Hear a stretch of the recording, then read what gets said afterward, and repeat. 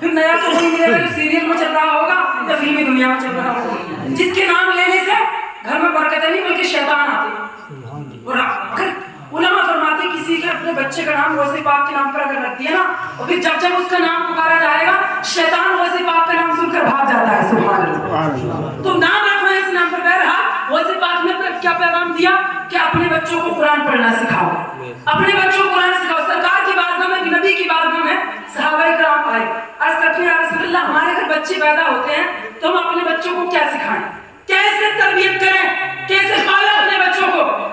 اب سنو حدیث، نبی کے پاس صلی اللہ علیہ وسلم ارشاد فرماتے ہیں جب تمہارے گھر میں بچے پیدا ہونا سب سے پہلے تم انہیں یہ بتاؤ کہ اللہ تبارک و تعالی ایک ہے، اسی کی عبادت کی جائے۔ اس کے بعد سرکار حدیث بیان فرماتے ہیں اَتِّبُوا أَوْلَادَكُمْ وَحُبِّ نَبِيِّكُمْ وَحُبِّ أَهْلِ بَيْتِكُمْ وَتِلَاوَةِ الْقُرْآنِ۔ نبی ارشاد فرماتے ہیں جب تمہارے گھروں میں بچے پیدا ہو اَتِّبُوا أَوْلَادَكُمْ، تم اپنی اولاد کو سکھا دو حُبِّ نَبِيِّكُمْ، یعنی کہ میری محبت سکھا دو۔ سبحان اللہ۔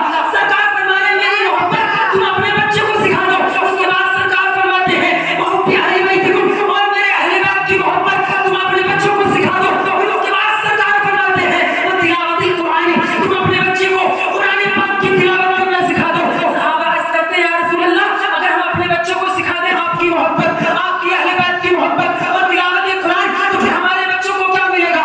سرکار فرماتے ہیں اگر تم نے اپنے بچوں کو نبی کی محبت سکھائی، اہل بیت کی محبت سکھائی، قرآن پڑھنا سکھا دیا، جب تم تین چیزیں سکھا کر اپنے بچے کو دنیا سے جاؤ گے انتقال بعد میں ہوگا، اللہ تمہارے گناہ پہلے معاف فرمائے گا۔ اللہ تمہارے گناہ پہلے معاف فرمائے گا۔ لیکن بچوں کو سکھائے کرتے ہیں قرآن پڑھنا، بچوں کو سکھانے کے لیے تیاری نہیں ہے۔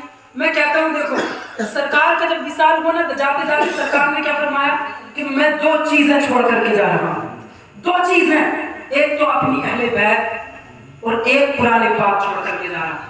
ان دو چیزوں کو اپنا لو، صحیح سے مضبوطی سے تھام لو، تم دنیا اور آخرت میں کامیاب رہو گے۔ اور اگر تم نے ان میں سے ایک کو بھی چھوڑ دیا، صاحب اہل بیت کو اپنایا قرآن کو چھوڑ دیا تب بھی کامیاب نہیں، قرآن کو اپنایا اہل بیت کو چھوڑ دیا تب بھی کامیاب نہیں۔ سرکار فرماتے ہیں دونوں کو مضبوطی سے تھام لو۔ تو یار اپنے بچوں کو قرآن پڑھنا سکھاؤ، اپنی بچیوں کو قرآن پڑھنا سکھاؤ۔ اگر آپ کا انتقال ہوگا تو کم سے کم تمہارے سارے ثواب کی غرض سے ایک آدت پارا، ایک آدت قرآن تو پڑھ ہی سکتے ہیں، ورنہ پتا کیا ہوتا ہے انتقال ہوتا ہے کہ جاؤ امام صاحب کو بلا کر کے لاؤ، روح نکلنے میں بڑی تکلیف ہو رہی ہے، پریشانی ہو رہی ہے، آ کر کے سورہ یاسین پڑھ لیں۔ اب پتہ لگا کہ اتفاق سے امام صاحب گئے ہوئے گھر کو، اب جب امام صاحب نہیں ملے تو اب اس کو غصہ تو آئے گا کیونکہ باپ کی روح نکلنے کے لیے تیار نہیں ہے، اس کو سانس الٹا سیدھا آ رہا ہے، تو کہتا ہے کہ آپ امام صاحب کو آنے دو، استعفا پہلے کیا جائے۔ تو پہلے اپنے بچوں کو کیوں نہیں سکھایا قرآن؟ یہ خود کیوں نہیں سیکھے قرآن؟ اگر آپ نے اپنے بچوں کو قرآن پڑھنا سکھا دیا ہوتا، اپنے بچوں کو قرآن پڑھا دیا ہوتا، عالم دین بنا دیا ہوتا۔ سرکار فرماتے ہیں جب کسی کے انتقال کا وقت قریب ہوتا ہے، روح نکلنے کے قریب ہوتی ہے تو اتنی تکلیف اس کو ہوتی ہے کہ 70,000 بار اگر تلوار کے کیے جائیں تب بھی اس کو اتنی تکلیف نہیں ہوگی جتنی روح نکلنے پر ہوتی ہے۔ تو صحابہ عرض کرتے ہیں یا رسول اللہ اس کو آسانی کرنے کے لیے کوئی تو طریقہ بتاؤ۔ تو سرکار فرماتے ہیں اگر تم نے اپنے بچوں کو قرآن پڑھنا سکھایا ہوگا اور تمہارا بیٹا یا بیٹی تمہارے سرہانے یا پائیتے کو بیٹھ کر یا کھڑے ہو کر سورہ یاسین کی تلاوت کرے گا، اللہ پاک روح نکلنے میں آسانیاں پیدا فرمائے گا۔ بتاؤ کہ بچوں کو قرآن پڑھاؤ گے یا نہیں؟ اور اب تو جو قرآن پڑھ لیتے ہیں یا پڑھ لیتی ہیں وہ بھی جمعہ 8 دن میں ہی کھولتی ہیں، رونق بنا دیا بس تاکوں کی قرآن پاک کو جمعہ 8 دن یا 1 مہینے میں کھولتے ہیں۔ تو بتاؤ کہ قرآن پاک صرف رونق کے لیے رہ گیا؟ اور اب تو بتائیں جہیز میں بھی دکھا کر کے دیتے ہیں کہ قرآن دیکھو ہم اپنی بیٹی کو دے رہے ہیں، اور یہ پتہ نہیں کہ بیٹی پڑھی ہوئی ہے یا نہیں، اور اگر پڑھی بھی ہوئی ہے تو یہ پتہ نہیں کہ اچھا پڑھنا جانتی ہے غلط پڑھنا جانتی ہے، پتہ نہیں ہے۔ اس لیے صحیح قاری سے ہی پڑھنا ضروری ہے۔ آج کل سب سے زیادہ زندگی جو خراب کر رکھی ہے قرآن پڑھنے اور پڑھانے میں ملا نہیں ہونا، بڑا غلط قرآن پاک پڑھاتی ہے، لہنے چلی پڑھاتی ہے، جس کا پڑھنا سننا دونوں آرام سب ملا نہیں کو نہیں کہتا میں، وہ صحیح بھی پڑھاتی ہے، لیکن اکثر جو دیکھا جاتا ہے غلط پڑھاتی ہے۔ ایسے قرآن کے پڑھنے کا کوئی ثواب نہیں ہے بلکہ اور گناہ ہے اگر غلط قرآن پڑھا جائے تو۔